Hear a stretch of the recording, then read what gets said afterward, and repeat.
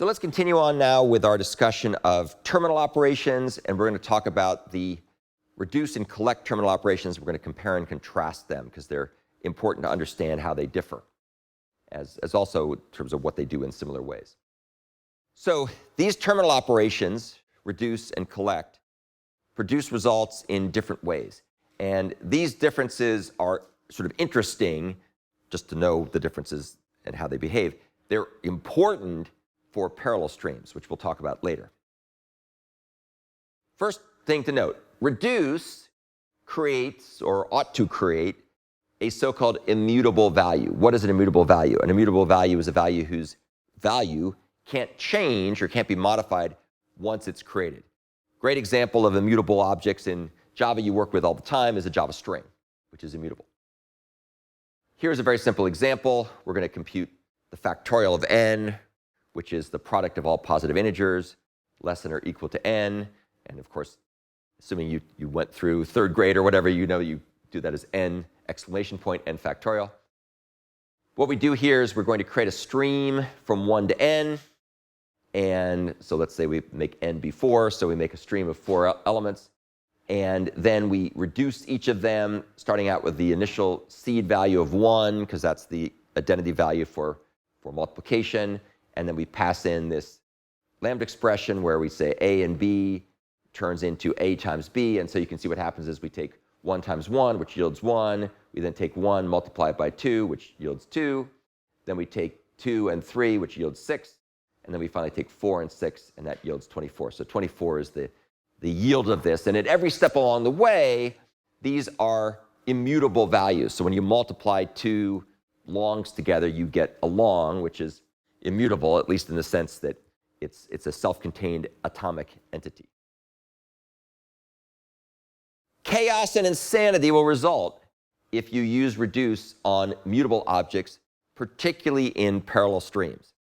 And I won't talk about that right now. We're going to talk about that probably next week when we talk about the internals of parallel streams for combining results.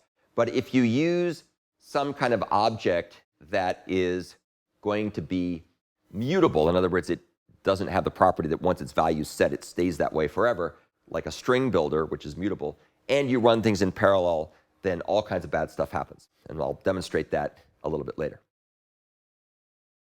In contrast, collect creates what's called a mutable result container, and it mutates that result container by updating it every time it gets a new element that needs to be added to the container. So it has an existing object, which is this results container, and it's mutable because you can update it. So I like to think about, instead of a diamond, which is, immutable, is sort of immutable, I think of like Play-Doh, which you can squeeze and reshape and mold into other forms. Here's a fun example that we will probably not talk about as much as we ought to, but it's a really fun example where we use collect to mutate an existing object. This is the EX36 example in my Java 8 folder in my live lessons GitHub example repository. We're going to create a set of unique words in Shakespeare. How are we going to do this, you ask? Well, we have a method that will take the works of Shakespeare and split it up into words. And this is a very cool regular expression, which I won't bother showing you, but it's kind of neat. I should probably show it down at the bottom because it's pretty funky. So you can use regular expressions to split Shakespeare up into all the words in Shakespeare. So now I have a list of all words in Shakespeare, but of course there's lots of duplicates. As you know, certain things like Lord and thee and probably prithee and all these funny sort of archaic words that Shakespeare invented, that's going to be the list of words. We then turn that into a stream of words, and then we apply the map operation to lowercase all the words, so they're all in a canonical case format. And then what we're going to do is we're going to collect those into a tree set. We could have used a hash set here too, but I wanted them to be sorted. So we're going to make a tree set. Tree set, as you probably recall, is a set that's ordered or sorted, not ordered. Well, it's ordered and sorted. And we're going to collect into a tree set, and that will create a tree set object, which will be called the accumulator, and then collect will accumulate all the lowercase strings into that tree set. And of course, they will be unique because there's only one copy of anything in a tree set. And so what we end up with when all is said and done is a set of unique words, which is kind of cool.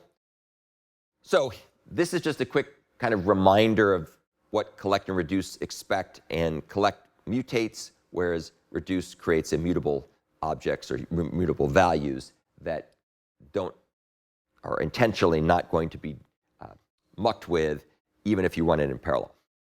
So that's the end of that discussion. So you should have a pretty good idea of these two different ways of doing things.